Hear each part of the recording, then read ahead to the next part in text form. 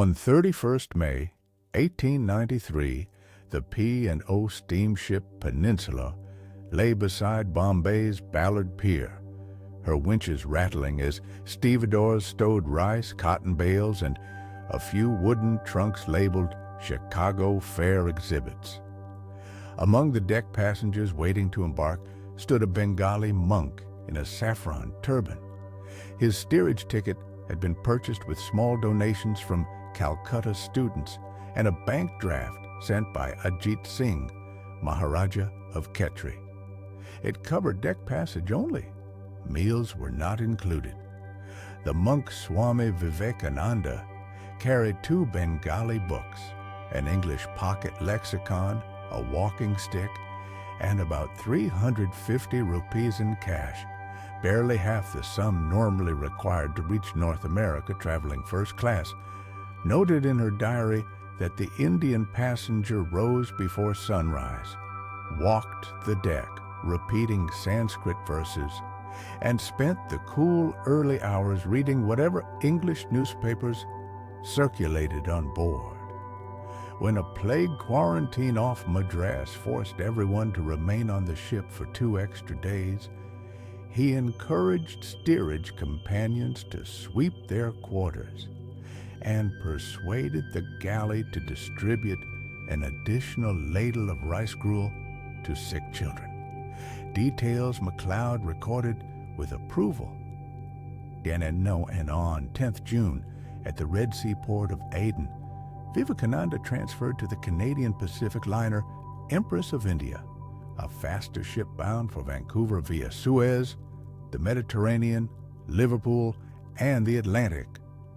Letters he posted from the Empress, 20 June and 6 July, described furnace-hot afternoons on the well deck and long conversations with a German Egyptologist who lent him Volume 2 of Max Muller's Sacred Books of the East.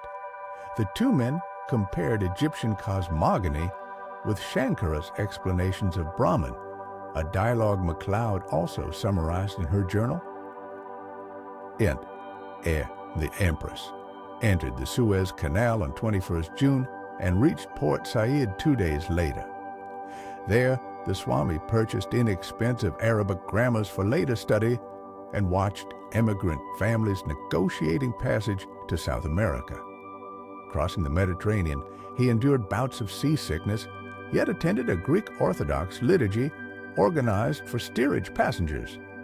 MacLeod notes that after the service, he recited in Sanskrit and then in English a verse from the Bhagavata Purana emphasizing the unity of spiritual paths, the same text he would quote publicly at Chicago on 11 September 1, 1893.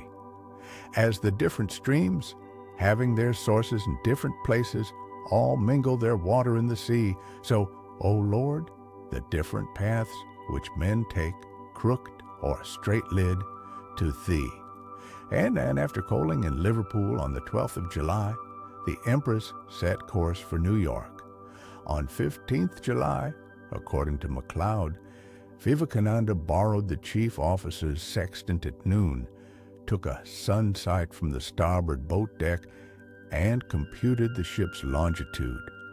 The officer later told her the calculation was accurate within a nautical mile. She remarked that the monk combined religious devotion with cool scientific method. And the voyage ended at Ellis Island Quarantine on 25th July 1893.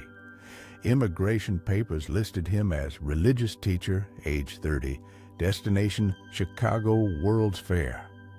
In a same-day letter to Alasinga Perumal, he reported possessing $8 and several introduction letters.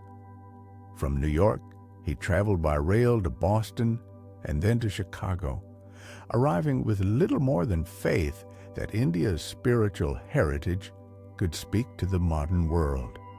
Primary records: MacLeod's diary, the Bombay departure notice, the 2 shipboard letters, and the Canadian passenger manifest trace an exact 6-week, 8,700 nautical mile journey that carried an unknown Bengali monk